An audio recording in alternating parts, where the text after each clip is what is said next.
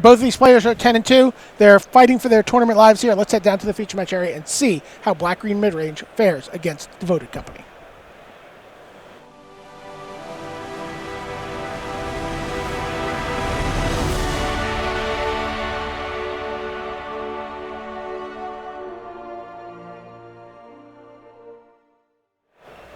Hello and welcome to round 13 coverage of Grand Prix Atlanta. The format's modern.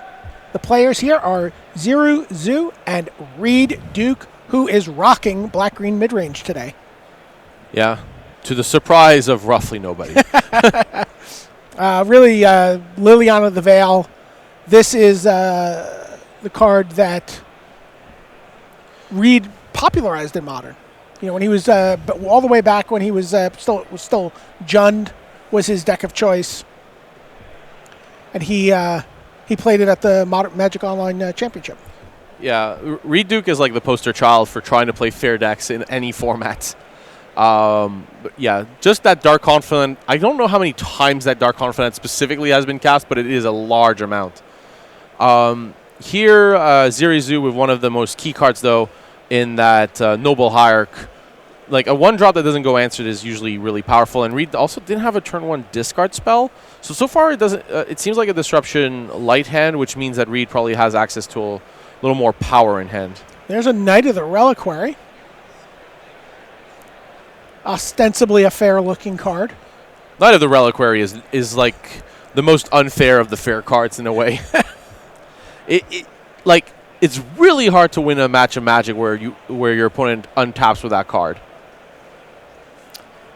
Just give you a little background. I mean, obviously everyone knows Reed Duke, but 3 Pro Tour top 8s. Last one was at Rivals of Ixalan. 23 Grand Prix top 8s in his young career. Doesn't become eligible for the Hall of Fame, I believe, until this year. Yeah. So, this coming year. So, this is someone who's been playing Magic on the Pro Tour. This is his 10th season. Averages 2.3 Grand Prix top 8s per year. These numbers are great. Zhu actually has 1 Grand Prix top 8. He won, actually, at Grand Prix Indy. It was a team event, playing with Xin Yufei and Peter Ye. Here, by the way, one of the most important lines in Modern, when your opponent passes with Noble Hierarch and free lands, you know what's coming. So, Reed is just going to play assuming that Collected Company is going to be cast, and that's usually a safe bet against a deck like this. Chord for 1 is often not what these players are looking for, so Reed is going to go ahead and just assume there's a Collected Company and try to find the best line against that card.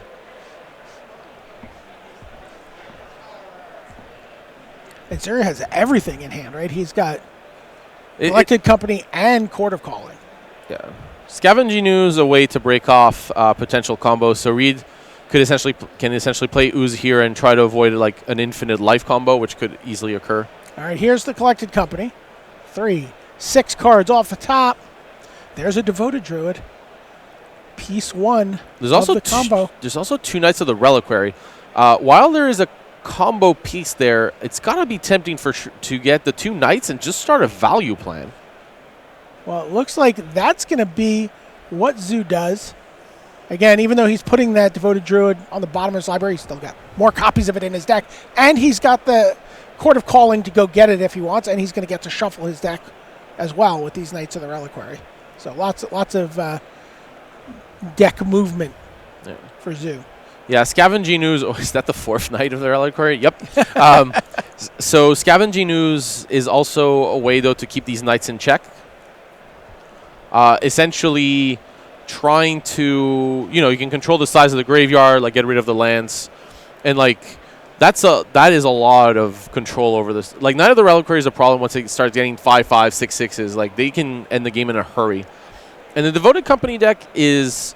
It plays Knight of the Reliquary because it's a good card in the deck, but it's not necessarily a Knight of the Reliquary deck. There are a few utility lands, but against a deck like Black-Green Midrange, you're looking more at a value big creature, so to speak. We're not really aiming to combo off with it. There's not really a land that can be searched here that would gain a large advantage. Ooh. Here's an Assassin's Trophy. Yeah, there's plenty of basics in the deck, but yeah. Reed had passed with open mana just to make sure. And you can see essentially the decision from Zoo to not take the Devoted Druid paying off, since the Devoted Druid would have needed on top the Vizier of Remedies to kind of go through with the Cord or drawing one of those cards. So this way, going for the value plan seems to pay off. Fortunately, not really many answers to the Scavenging Ooze in the main deck. Post-sideboard, that does change, but pre-board, not so much. And yeah, and just 1 mana short of being able to Cord for something like a Shalai. Although, wait a second. That Knight was untapped? That Knight was tapped. Oh. Are we out of basics? Oh, are there 2 in... Oh, wow. The other 2 force from the deck are in the hand. That is quite unfortunate. That's one of the things this black-green deck looks to do, is just really punish your mana. Turn these spells, plays the 4th Knight. Yeah, but if that Knight didn't have Summoning Sickness, we could have maybe Corded for Shalai, Voice of Plenty here. It's a card in the deck, so there was... It might have been in response, or it might not have been possible. I think Zoo took quite a while there, so it probably wasn't possible in the interaction there. Like, it was done in response to the activation before the land was in play. And Reed probably said, wait, before the land is there, I'm going to do this. Understanding that adding mana is a potential for Knight and doesn't want to compound the issue with a Court of Calling. Otherwise, Shalai would have come down. That would have been an insanely powerful response to that trophy. Countering the trophy, demanding an other answer on another one of Zoo's cards, and basically putting Zoo quite ahead. So, yeah, quite heads up play Still here. not that far off from that happening. These Knights. The Assassin's collecting some Knight of the Reliquary heads. Yeah. This one is going to get sacrificed. Yeah. Here, with the lands in Zoo's hand, we're probably going to see something like a Horizon Canopy. One of the key cards actually missing from this deck is Gavony Township. One of the normally best targets to get with a Knight of the Reliquary, and not present in this list. Now he's going to go and get a Horizon Canopy, which will let him draw a card at some point later on in this game. He's not going to be able to get a basic. We've established those are all gone. He's got the rest of those sitting in his hand. It's as close as I've ever seen Reed Duke come to taunting. You going to search? Has to remind, would you, sir, yeah. Please. And there is Liliana of the Veil. One by one, all of your Reed Duke's first true away. Love. That Liliana has also seen a lot of play. Yeah. Yep. Noble Hire goes by. That Scavenging Ooze is going to grow to be gigantic. Yeah, a lot of targets for it to eat up in the graveyard. And as you said, Zoo does not really have a way to interact with it. The Liliana can be ignored at least for a turn. The plus to discard isn't really a problem right now. It would be next turn. The turn after that, a second Edict would be an issue. Here, though, Reed is essentially playing the control role. This Dark Confidant fueling a ton of cards. Ooze is going to be more than sufficient as a threat. So, yeah. Knight of the Reliquary is going to attack here. Yeah. Attack Liliana. Yeah. Reed lets it go since, he values his creatures more here. Yeah, Liliana at 1 did not have much value, but would have been forced to attack into it after. I like the post-combat Noble Hierarch. Probably designated to be discarded if somehow he didn't kill the Liliana. Yeah, and it wasn't it was not necessary to have the Exalted trigger there. Yeah. So yeah, you're right. That was a nice little touch. But yeah, never Scavenging Ooze. I mean, you're still stuck on green mana, but that Twilight Mire is really important here. It produces a ton of green for just one land, allowing you to filter and have access to free green, which allows the Ooze to grow quite large or deal with this Knight. But man, that graveyard is fun. Free Knights of the Reliquary. All right, in comes Scavenging Ooze. Let's see if Reed chooses this opportunity to gain some life back. Not yet. No, it's not. At this point, Reed still has a ton of cards to deploy, so there's no rush really. Just deploy the cards, answer your opponent's threats, and you can win the game at your leisure later. There's no rush. Reed really showing off how Assassin's Trophy can sometimes just be pure, right? Did filter some mana through there. He's playing a Tarmogoyf. He's playing 2 Tarmogoyfs. Yeah. All right, maybe he's a little less interested in that Scavenging Ooze doing stuff right now.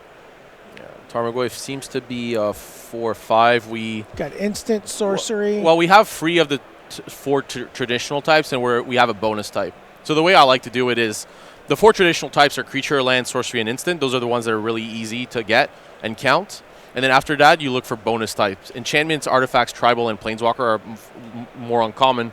So the way to do it is count it in two swaps. Go for typical types, double check if something is not missing, and then go for what's on top of that. So that's how you can count. So 3 of the 4 basic types are there in that sense, right? Sorcery's missing. Right.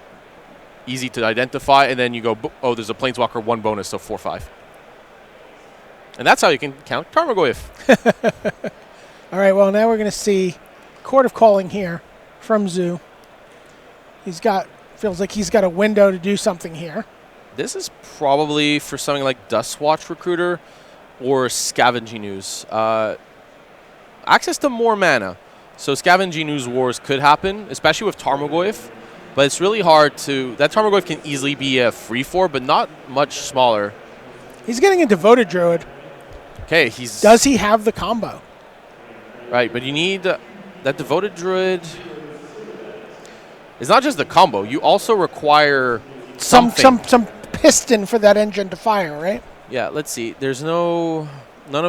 There's no Kessig Wolfrun in this list, which would be a strange inclusion, really, anyways. So there's no land that can be searched that really uses up that mana. So the Devoted Druid is probably asking for a lot here. He taps the Devoted Druid, draws a card with Horizon Canopy. I think we're seeing this line with the mindset of it's unlikely that I'm going to get this combo to go through, but I don't think I can win by letting Reed untap. So I'm just going to aim to kind of value through and try to get there. Because I'm going to draw a card with Horizon Canopy. I'm going to draw another card with Horizon Canopy. Knight can tap to get another one. So I can dig quite deep in my deck. I mean, there's a line where that Knight could attack, but I don't think there's a way to push it through. There's nothing like a Sajiri step, which wouldn't even work here. He is attacking here. I mean, while we're attacking, it doesn't seem like... It just seems like this is going to eat up Dark Confidant or Tarmogoyf. Maybe even deal the damage to Reed. Reed can regain that with the Ooze. I think taking the damage is maybe not the best line, since then Reed would be at a low life total and a flyer could get in. And oh, I see. Okay. It's quite possible that Devoted Druid was searched because of access to Avacyn or Archangel Avacyn. So you can kill that Devoted Druid on command and have Archangel Avacyn flip. Interesting. Okay. So now Scavenging Ooze starts to do its work. Right. But the problem with Archangel Avacyn here is that it doesn't really kill any of Reed's creatures, but it is a huge threat. It would be 3 damage plus a 6/5, but that Ooze has so much fuel. There you get a look at Avacyn the Purifier. That's what it transforms into. I remember the reveal at Grand Prix Detroit like a year and some, or 2 years ago now. That was a fun reveal. There was a they had a massive like escape room planned in for that. Oh yeah. All right. So now we see Reed Duke attacking, sending in 2 Tarmogoyfs, sending in that Scavenging Ooze. Scavenging Ooze sort of lurking back as a 3/3, but obviously can get much bigger here. Yeah, I'm fairly certain we're going to see Archangel Avacyn hit the table and Devoted Druid untap. It's a that way there's a very easy block on all these creatures, and it forces Reed's hand to boost up that Scavenging Ooze, since the Avacyn can't really take down one of the Tarmogoyfs. It's kind of strange to... Okay, the plan is to sacrifice Horizon Canopy, so we're okay taking 4 damage here with the mindset of I want to sacrifice my Canopy. Okay. But even then, let's see, you could... Yeah, you wouldn't be able to sacrifice Canopy otherwise. But I think 1 mana is okay. I would kind of would. I think preventing 4 damage is a lot of damage. It also forces Reed's hand on spending green mana right away. I feel like that Archangel Avacyn could have blocked itself. That was such a nightmare when that card was in Standard. Like, trying to navigate combat when you knew that Archangel Avacyn existed was just horrific. Although, really cool to see that card in Modern. Probably the best Serra Angel ever printed. Oh, absolutely. Best 4/4 Flying Vigilant. Just, add flash and a whole other sort of board sweeping component. Yeah. What I like is basically the flavor, I guess, is one of my friends died. No! Just rages. Sorry for that terrible sound effect. I think with Archangel Avacyn, I'm going to put back the advantage to being kinder for both players. Reed had the advantage earlier when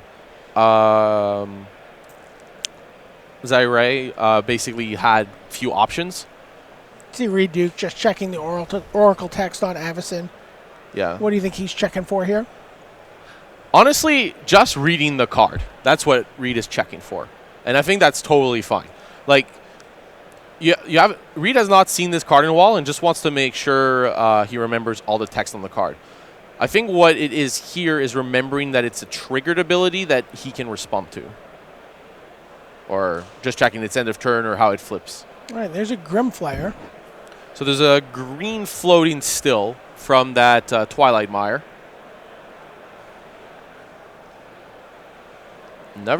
Second copy of Scavenging Ooze. That was...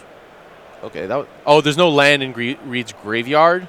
So the land would make Grimflayer 4/4. And Reed could... that Scavenging Ooze might die. I wonder if the line here was to just put another -1/-1 counter on the Devoted Druid and flip the Avacyn. But then the Avacyn wouldn't have Vigilance. But then you don't really want to block with that card anyways. Kind of feel like that Devoted Druid should... It's kind of rough, right? Because you want the Devoted Druid to exist to be able to pull off the combo, but killing it gives you the ability to deal a lot of damage, but then the Noble Hierarch would die. So that was kind of a difficult decision there. Okay, well, there's Duskwatch Recruiter. Very good here with Noble Hierarch and Devoted Druid. Would die to Avacyn transforming, though. At this point, with that Duskwatch Recruiter, it's coming close to the point where essentially Reed is incentivized to kill a creature. Look at this. He found Vizier of Remedies. Yeah. And this is what you go for. You might as well play it. He plays it. And now does Reed have an answer? Reed's down to 1 card. This has to be an answer. There's already 2 Assassin's Trophy and an Abrupt Decay, so you're really looking probably at one of the fail pushes. He says, okay, I'm going to untap it. Do I get a counter? And we're done. And no, Reed Duke says, good game, well played. So basically what happens there is he gets to make infinite mana. He has that Duskwatch Recruiter in play, can now search through his entire deck and find some outlet for that infinite mana, most likely a Walking Ballista, Yeah. So yeah, that was one of the more intricate games of Magic I've had I mean, we've seen some interesting games throughout the tournament, but that was one of the more intricate matches. I think there were a lot of decisions from both players there that could have panned out better or worse, honestly. If you're interested in trying to figure out kind of how this matchup works, I would rewatch this round down the line and try to understand what was kind of the plan. Like, should like one of the players have been more aggressive? Was it correct for Reed, say, to pass the turn with the mana up, or just not respect the combo and try to go all in a little faster? How was that Avacyn play? Was that the right line? Like, was it correct to play it and not block? Like, I would rewatch this match and really try to figure it out because it was a really intricate game of Magic that we've had the pleasure to watch here. You think this is something both of these players will go back and rewatch and sort of analyze? Is that something you do when you play at a GP or a PT and have that opportunity to review your decision-making process from a different perspective than your own? I guess only the games that were interesting. No, like I've been on camera before in non-game situations, and I can rewatch them for entertainment value, but they don't really bring too much since I've kind of figured it out. But yeah, sometimes I'll rewatch for sure. Here, both players sideboarding. The main plan that Reed is going for is removal, removal, removal. Collective Brutality, an amazing card against these combo decks. Normally, Devoted Company decks will shave a few Court of Callings against a black-green deck. They tend to board in more removal, and it's harder to pull off searching a large creature or the combo. So something like Collective Brutality remains great, though, to nab that Collected Company in the deck. That's really what you want to do. Collective Brutality, Kicker, or Escalade, rather, and essentially get there. We have a Damnation, great card against a deck with creatures. Deathmark, well, literally terminate against this deck. 1 black, sorcery speed, terminate. 1 black, destroy target green or white creature, I guess. Also, one of the creepiest, my favorite just pieces of art in Magic history. I don't know if it's that creepy. It's just very elegantly done. The skull as the in the center of the eye. It reminds me more of horror than creepy, I guess. Well, I'm not scared that easily, so horror is generally just kind of creepy to me. That's fair enough. But yeah, Gravdigger's Cage from Reed. A card we'll probably see, but again, if Court of Calling is being boarded out, you maybe don't want too many Gravdigger's Cages. 1 can sometimes be enough. It's just that Collected Company is one of the most important cards from the Devoted Company deck because it gives them value, and value is very dangerous when you're fighting the game plan that the black-green deck wants to fight. Kitchen Finks is okay, but maybe not. Liliana Last Hope, perfect at picking off those little mana creatures that can gain too much advantage over time. The other side, 2 Knights of Autumn, maybe coming in, but probably not. There's not really many targets. The Free Path to Exiles are okay. I like the Scavenging Ooze since that kind of disrupts the Grimflayer Tarmogoyf plan. Mid-range threat. Tireless Tracker, which you see there, also super good in a matchup like this. Something like Noble Hierarch into Tireless Tracker, or say Noble Hierarch or Devoted Druid into Tireless Tracker plus Fetch Land. That's a really hard turn for the green-black deck to beat. The card that's going to give Reed the most fits, if it ever gets drawn, though, Sigarda, Host of Herons. Oh, yeah, wow. Yeah, that's a card to give the green-black player fits. Flying Hexproof, and I believe you cannot... It's a Commander card. You cannot sacrifice a permanent, if I believe, right? Yeah. So here you see Inquisition of Kozilek leading things off for Reed Duke. And what are you going to take here? Do you go Noble Hierarch? Do you go Combo Piece, in the Devoted Druid? Or is he just going to take that long-range value piece in the Tireless Tracker? I think with 1 mana creature, it might have been correct to take it, but with 2, you're not really... Like, your plan by taking, say, Devoted Druid or Noble Hierarch is, well, my opponent's going to play the other one, and then I have to destroy it on top. While with taking the Tireless Tracker, you're kind of removing that value right away. And Reed's going to aim to starve on cards. So the Noble Hierarch comes down for Zoo.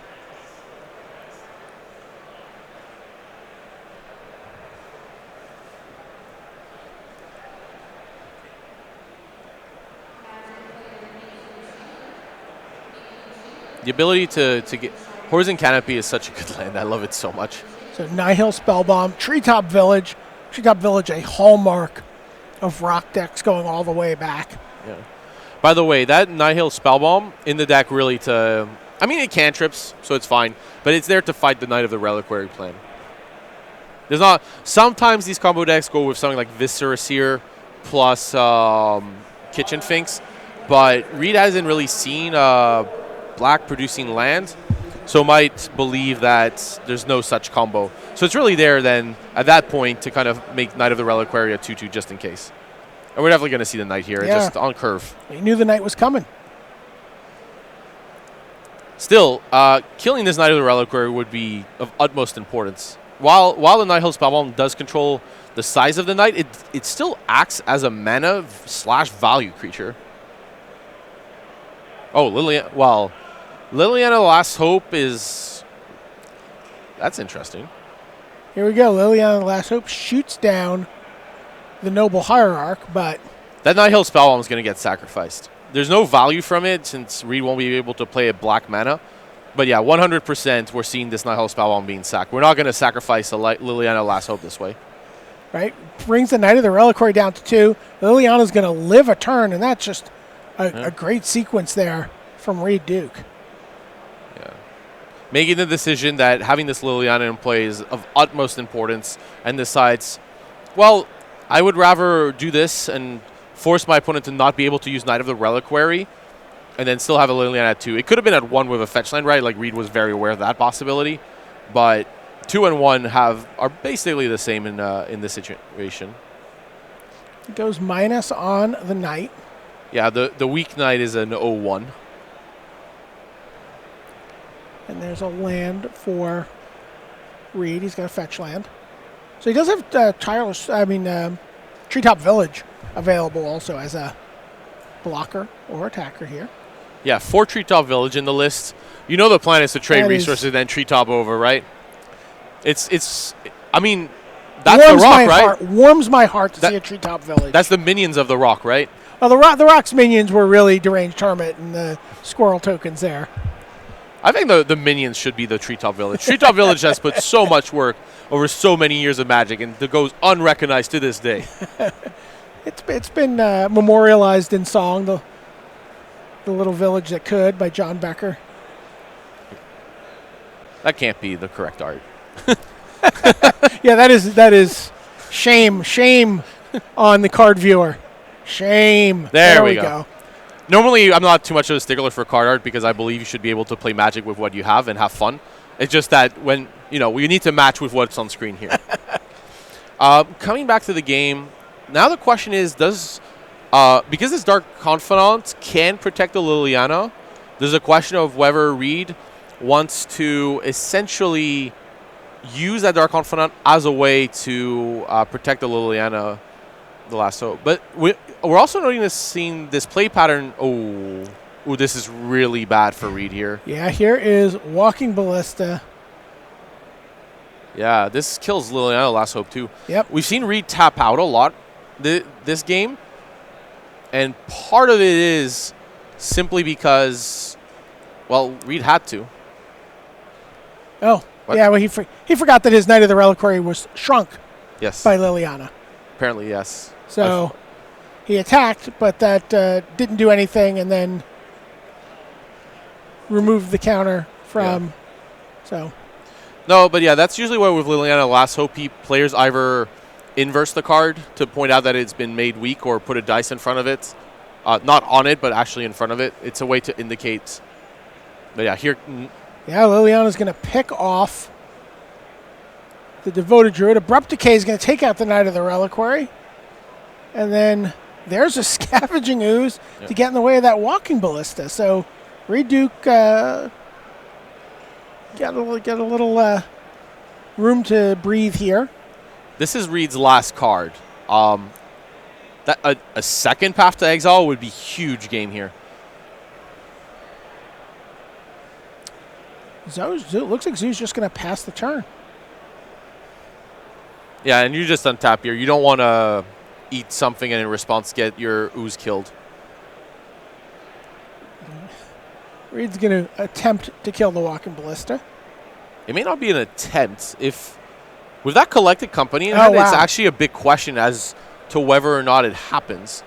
I think it's really close here. The tempo, when we're this low on cards, the tempo matters less. But there are still 2 horizon canopies there, and there's even that Path to Exile in hand. Let me ask you something. If you're Reed, what do you put your opponent on if they just let Collected Company? It's already done. Like, okay.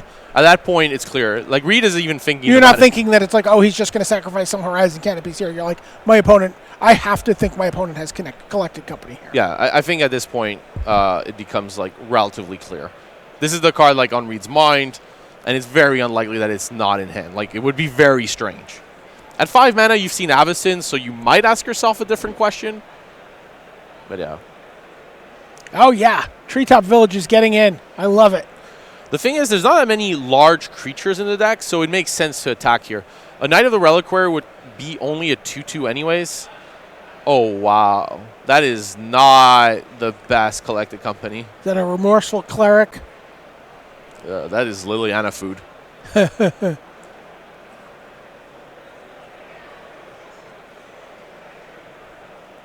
Yeah, and Reed's pretty confident in just pumping up the ooze. Might as well. Get more damage in. Yep. And these canopies, they're dealing a lot of damage to. Yeah, Reed is to going Zhao. to maximize that damage here.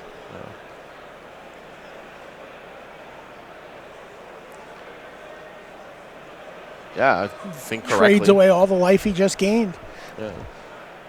just to get some more damage in. There we go. I've loved this mid-range grind fest between both players. This is really intricate Magic, and I know we've seen a lot of unfair decks, and I'm kind of a fan of it. And even this devoted company deck can do it. But what I like the most about this company deck, or company decks in general, is they're not just combo decks. They can play this mid-range game. It is possible to outvalue the other deck. Reed is 2 cards ahead, is essentially 1 card ahead because of that Path to Exile. So, yeah, this is really close. But those 2 canopies are dealing a lot of damage. Now there's a Path to Exile for the Scavenging Ooze, but again, that Treetop Village is still there as a clock. As is that Liliana, the Last Hope. Yeah, which is going to take down that Cleric. For free. No work. I'd say here that, okay, this game has been pretty close, but I'd say here that, Reed is advantaged. Not by a ton yet, but actually with the Treetop Village, only 2 attacks will be sufficient. Unless there's another? Oh, wow. He's got another Path to Exile. Okay, now it's down. It's Liliana Last Hope versus the top of the deck. The problem is by sacrificing a canopy, like the canopies deal damage, and ooh, Knight of the Reliquary. That generates mana that allows, which is important once these canopies are out, but there's a Maelstrom Pulse. If it's got green and black in the casting cost and it can kill something, Reed is playing it. That's a fair set. Oh, I love. Oh, Scavenging. It's quite a game. Shows up just in time here. Yeah, and the canopy life loss is offset by the ooze. This is.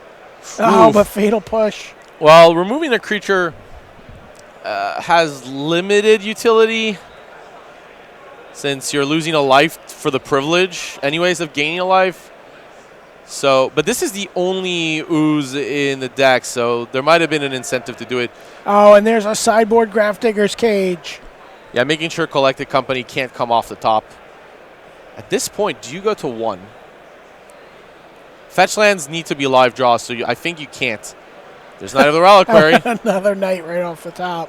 But yeah, these canopies are essentially 1 sack, draw a card. They don't do anything else. Any fetch land is a dead draw. Oh, that is a draw. Top of his deck has been very kind to him here. Yeah, and there's no more Path to Exiles. This ooze is just going to grow gigantic. Yep, now it is time to go to 1. Sacrifices the canopy. I'd say Reed, yeah. Yeah, woo. We're going to get a game 3 here. I was going to say Reed was advantaged. That advantaged. Man, these have been some grindy games. Oh, yeah. Delicious grind. Lots of decisions, lots of real points where the game hangs in the balance. Yeah. But, I mean, at the end of that game, by the way, we noticed something you may not have noticed. Zoo shaking his head there. I wonder if what he's... Those games are full of decisions, right? So, yeah. For sure, like one of the lines that was considered that Zhao didn't go for, basically, oh, I should have gone for that. That might have given me my out. But, like, these games can be really complicated. Yeah. But again, something we saw in those games, or that you didn't see, is discard. So we saw 1 discard spell, but usually this still can be a mid-range matchup. So Reed probably boarded out some of the discard spells because you want exactly 1 to start the game. But you notice in that game it was a top deck war, right? Each player drawing their Haymaker and trying to resolve a Haymaker. Well, in that matchup, you don't want a discard spell. Right. A discard spell does not help you when you're trying to draw a Haymaker and then you're like, Thoughtseize. Sigh. So by you keep some discard, but by shaving it, you give yourself the best chance to essentially make sure all your top decks are live and you can move forward and win the game.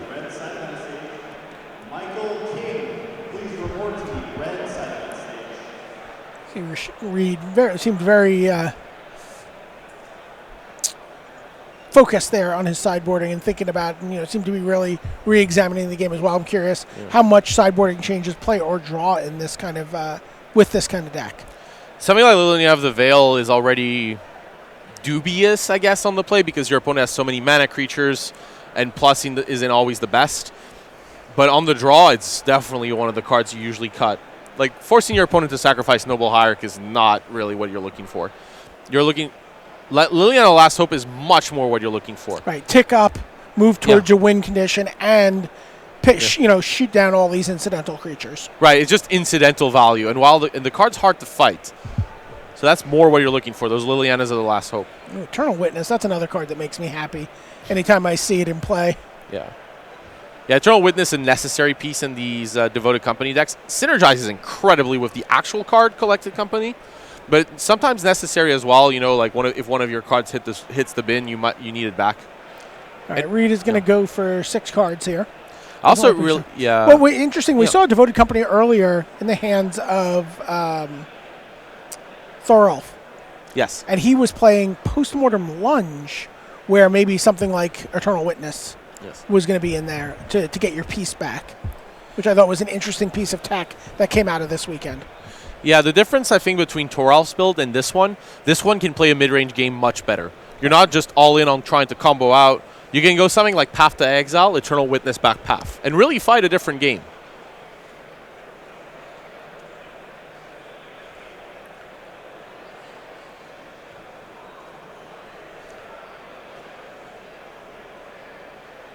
No turn 1 mana creature. It's got to be a relief there for Reed, and he gets to play an Inquisition of Kozilek. Oh, wow, that Avacyn. We're going to have a very interesting game. Sees a hand with Devoted Druid, Scavenging Ooze, Eternal Witness, Avacyn, and Court of Calling. Just 2 lands to work with. I assume you're going to get that Devoted Druid out of there. Yeah, Devoted Druid is... This hand is a little constrained on mana, so taking Devoted Druid here makes a lot of sense. I'm a bit surprised to see the Court of Calling when you've seen Grafdigger's Cage. It's already not too great in a matchup like this. I'd assume it's just like one of the shave... like a copy or 2 were shaved, but you maybe don't have more room to make. Liliana of the Veil as well. I think Reed would have kept Liliana of the Veil, assuming that the post-board plan had a lot of Knight of the Reliquary style creatures. It's also very good with Liliana Last Hope. And another Inquisition. On the draw, with that extra card, you can put back a discard spell or 2, essentially with the plan of, well, I have 1 more card, so it's okay if I lose 1 turn in this kind of top deck war because I really need to disrupt what my opponent's doing. All right, he's going to take the Eternal Witness this time. Which makes sense. You Absolutely. I mean, you leave the Eternal Witness, your opponent draws a land, plays Witness, gets back whatever you discarded.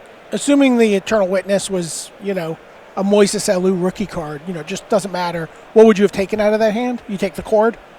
The Cord's fine, like tons of time. So the other option was Knight of the Reliquary. Look at this, though, Zoo. No 3rd land, and he just double pumps his Scavenging Ooze, removes his own creatures, and gets in for 4. Yeah, definitely the right line. Might as well be Maelstrom aggressive. Pulse is the play from Reed Duke. Yeah, I like the line there. There's a Noble Hierarch. It's worth noting Reed would have preferred playing Liliana of the Veil rather than Maelstrom Pulse, but doesn't have access to a 2nd black mana. Oh, interesting, yeah. Both players a little constrained by their lands. This Noble Hierarch's so huge, though. Essentially, it's not just the land here that matters. It's also Liliana of the Veil would have been really powerful against Ooze just because it would have sacrificed it, been on the field, and then you combo with Liliana Last Hope, and that would have been in. But with Noble Hierarch, you're protecting your Knight at least for a turn. We're probably going to see Reed go for the Liliana Last Hope and plussing on Noble Hierarch here, since the Knight of the Reliquary has almost no chance of killing Liliana. It's worth noting this Knight of the Reliquary does add mana, so it does remain a mana creature. Right, you tap the land, you sack it, you get a land, and you go up 1 mana in that exchange. Yes. And there you see Liliana the Last Hope, and it is going to take down the Noble Hierarch, bring Zoo back down to 2 lands. Yeah, and here, the Dark Confidant not coming in, even though, it's a 2-2, 2-1 for a 2-2, it wouldn't trade. Reed is just worried. Reed doesn't want to give Zhao the opportunity to go fetch land, sacrifice Canopy, kill Liliana. Liliana the Last Hope is that important, especially combined with Liliana of the Veil. So here's exactly what you talked about. Tap that forest, sacrifice it, go get a forest that comes into play untapped, and now 3 mana, even though he doesn't go up above 2 lands in play. It's interesting that Zhao didn't decide to get a fetch land here. A fetch land would have been able to make the Knight just 1 bigger. Speaking of Knights, here's Knight of Autumn. Comes in as a 4/3. Ooh, that Collective Brutality. If Reed has an additional black source, this is huge. You get to Collective Brutality tonight, look at Zhao's hand, take that cord, kill the Knight of Autumn. Wow. Then you get to play Liliana of the Veil, sacrifice, and that would be basically Reed to take it down. But even here, because it's a force in the graveyard and not a fetch land plus the lands, the Knight of the Reliquary is a free. So Reed here has the option to just combine that Collective Brutality with the Liliana Last Hope to kill Knight of the Reliquary that with a fetch land just wouldn't have died. Wow. I'm actually wondering why. Like, the life totals are still large. I don't know why a fetch land wasn't taken here. All right, here we see exactly. Yeah, the second copy. Okay, pitch the second copy of Liliana. Yeah. Oh, is it Settle the Wreckage? I am. I've seen Settle the Wreckage in a lot of these decks that otherwise don't seem to need it. I think it's a good idea, but I don't necessarily like it in a matchup of this nature. He's going to get a Collected Company with it. Yeah, exactly what you want. But to further that thought, I was a bit surprised to see this settle because you know that your opponent has some discard spells after board. And Settle the Wreckage is one of the worst possible cards against a discard deck since they know it's there and they can totally play around it. Or they just wait until they, get there. I'm not a big fan of Bordinan's Settle. Walking Ballista, well, that only kills a Dark Confidant. And honestly, at this point, Reed might be like, yeah, you want to kill one of my Dark Confidants. That's all right with me. Yeah, I mean, they're... All right, in comes Knight of Autumn. I assume attacking Reed. Reed's at 13. 2 Dark Confidants is actually a lot of damage. And this gives... this is actually a tough situation. Reed can decide to take it and go to 9. But by blocking here, Zhao can just use the Ballista kill Dark Confidants. So Zhao can go you have no Dark Confidants or you have 2. And force this situation where Reed can't really have 1. He just does not want Reed to have access to that many cards. Death Mark off the top, but we have Liliana of the Veil first. Yeah, here's Liliana of the Veil. It's going to go down to 1. Liliana Tribal from Reed Duke. Reed deciding, you know what, this Liliana the Last Hope Ultimate is good enough. I don't need more cards. I don't want to take any risk. I don't need this Dark Confidant. It's not necessary. Discards a land. In comes Treetop Village. Yeah. Up goes Liliana the Last Hope. Yeah, Reed should take this one down. Just the ultimate Liliana the Last Hope. Zhao has no answer to this. This is it. Yeah, just this draw by Zhao of not drawing any lands is really not wow, great. And then Liliana, the Last Hope emblem is going to come down. Going to make him continue to discard here. Yeah, Grafdigger's Cage. Wow, that's rubbing it in. And there's a Path to Exile on the Treetop Village. But yeah, this is over. By the way, yes, there we go. There's the emblem. That's what we needed. Yeah. Oh yeah, he sacrificed. We were just waiting on the judge for the emblem. That emblem was there. How many zombies do we have in the feature match area? Unfortunately, this is not a matchup where... I mean, it is possible to win for infinite zombies, just not with the cards and draw that Zhao has. Pair of 2/2s come in. We're at 11. We play a Knight. Yeah, Zhao, I mean, there's a world with Devoted Druid and Vizier, but without either of those cards, it doesn't seem like we're getting there.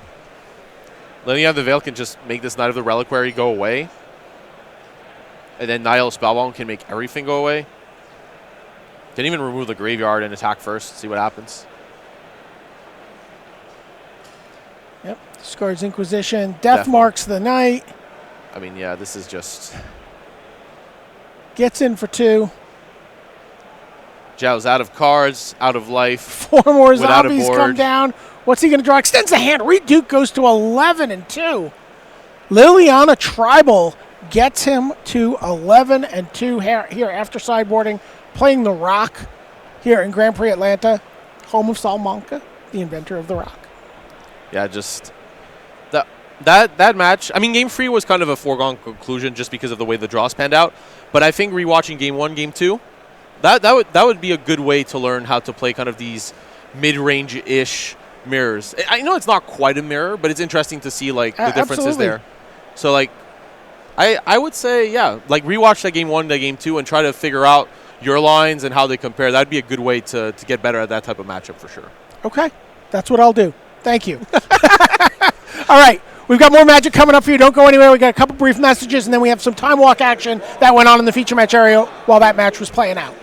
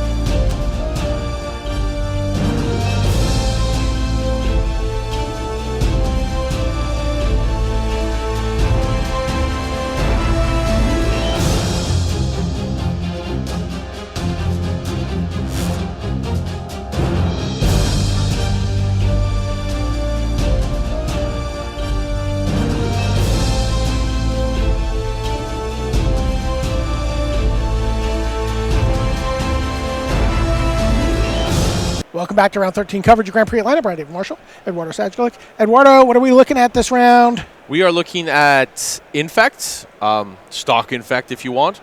And we're looking at Mardu Pyromancer with some sweet ofs. Stock Mardu Pyromancer? No, sweet ofs. 2 Arclight Phoenix. Okay. Deciding to try it out. Also an Experimental Frenzy in the sideboard if we get that far.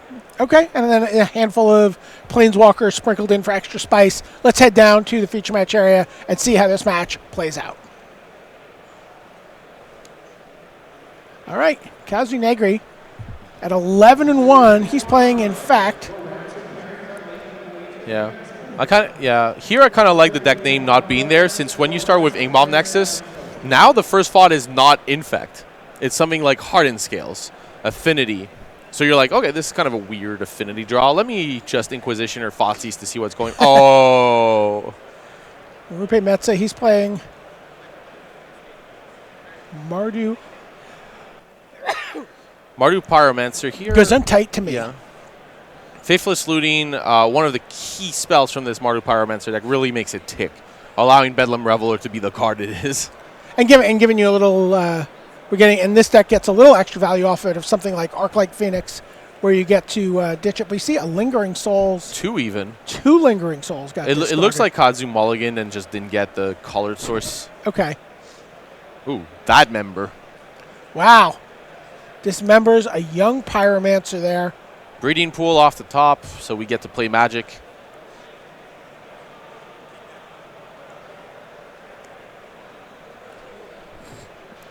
Once the breeding pool's down, you know what you're facing. That's the telltale sign. That's the tell. Yeah. Well, Blighted Agent, that's probably going to come down as well. There is a line to play a Noble Hierarch here. Try to get more mana for future turns, but it's very unlikely to survive. You could also he's going to lead with the Spellskite. I mean, it's literally the lightning rod. it absorbs any bolt effects.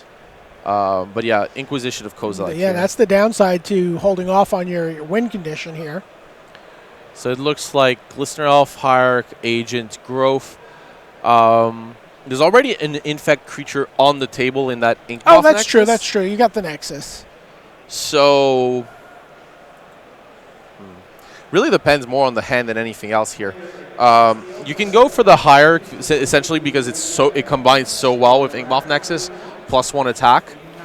You can also take the Growth, but I think the game is going to last long enough that the pumps, like a value game is there. So I like this angle of taking the Blighted Agent and just getting rid of every creature that Katsu's going to kind of play here.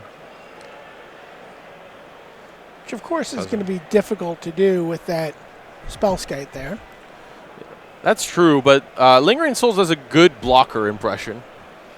And again. That's a pretty big show of confidence when your opponent's discarding Dreadbore.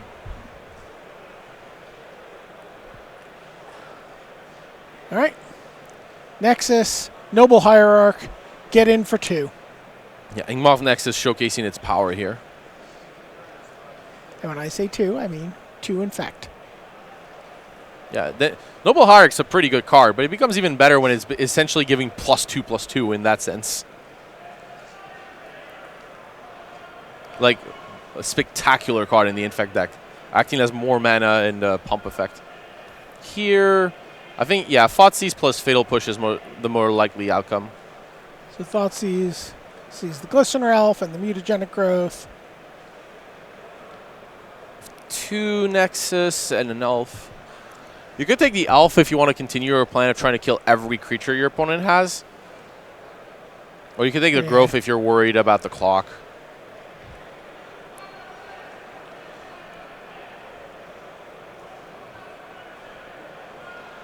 I maybe wouldn't redirect here. Interesting. So there's obviously the line of attacking Noble Hierarch here. So it's a Fatal Push. Yeah. With the view of redirecting, but Inkmoth Nexus would have been 100% a redirect. This is a lot closer. Noble Hierarch is a good card, but you have 2 Nexus in play, so land would still be a relevant draw. And next turn you could go Glistener Elf plus land, so that was actually a pretty close call. Yeah, you see it says 3 infect up there, but it's actually 4. It was 2 that last turn and 2 this turn. Yeah, Distortion Strike in hand, a pretty critical card in a situation like this. Or probably... Oh, is this... Okay, Lingering Souls is going to get flashback. This makes sense. Distortion Strike is going to be pretty big here since it's going to mean that Kazu can attack for free here by using it on the Glistener Elf. And then Roop is going to be in a forced position to kind of kill this Glistener Elf or lose the game.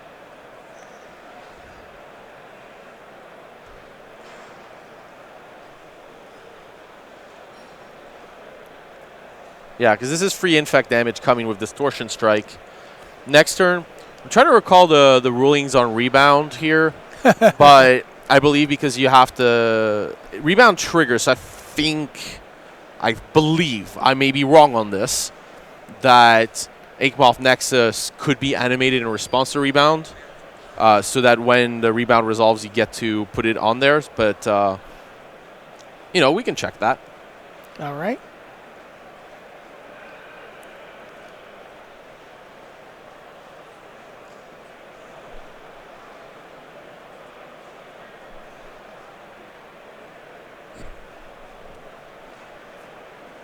All right. So, Lingering Souls, 2 Spirit Tokens. But Distortion Strike is going to play with that math a little bit.